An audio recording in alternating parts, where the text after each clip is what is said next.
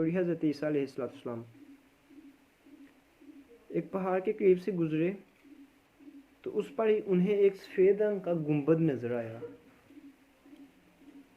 اب حضرت عیسیٰ علیہ السلام نے دیکھا کہ پہاڑ ہے، پہاڑ کے اوپر ایک گنبد ہے۔ تو حضرت عیسیٰ علیہ السلام نے اسے چاروں طرف سے خوب دیکھا، مطلب بڑے غور سے دیکھا اس گنبد کو جو پہاڑ کے اوپر تھا، اور بڑے تعجب ہو کر اسی استثناء میں چل پڑے۔ پھر اب اللہ رب العزت نے جب دیکھا کہ حضرت عیسیٰ علیہ السلام جو ہیں وہ مطلب اسی استثناء میں چل رہے ہیں کہ یہ پہاڑ کے اوپر یہ سفید رنگ کا گنبد ہے، یہ کیا ہے، کیا چکر ہے اس کا۔ اب اللہ رب العزت نے فرمایا کہ روح اللہ، کیا تم اس گنبد کے راز کے متعلق جاننا چاہتے ہو؟ اے روح اللہ، کیا تم یہ جو پہاڑ کے اوپر گنبد بنا ہوا ہے سفید رنگ کا، اس گنبد کے متعلق جاننا چاہتے ہو کیا ہے؟ تو حضرت عیسیٰ علیہ السلام نے عرض کی کہ یا باری تعالیٰ، جی میں جاننا چاہتا ہوں کہ اس گنبد کی کیا حقیقت ہے۔ تو اچانک گنبد کا جو دروازہ تھا وہ کھل گیا۔ اب گنبد کا دروازہ کھلا تو اس میں سے ایک شخص سبز رنگ کا عصا لیے ہاتھ میں لیے باہر نکلا۔ پہاڑ کے اوپر سفید رنگ کا گنبد ہے اور گنبد سے ایک شخص نکلا جس نے سبز رنگ کا عصا پکڑا ہوا ہے۔ اب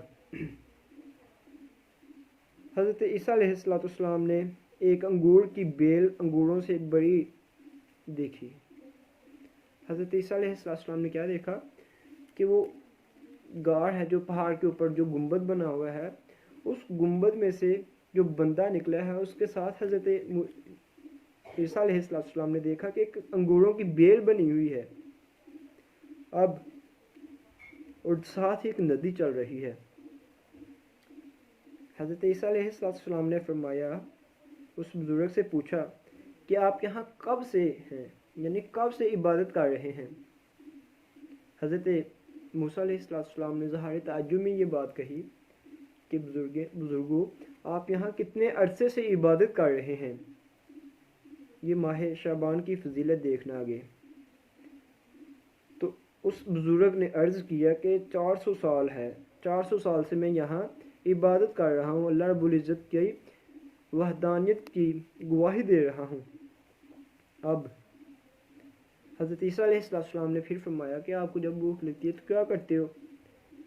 تو انہوں نے کہا کہ جب بھوک لگتی ہے تو انگوروں سے اپنا پیٹ بھر لیتا ہوں، اور جب پیاس لگتی ہے تو یہ جو چشمہ سیراب ہو رہا ہے یہاں سے اپنا سیراب ہو جاتا ہوں۔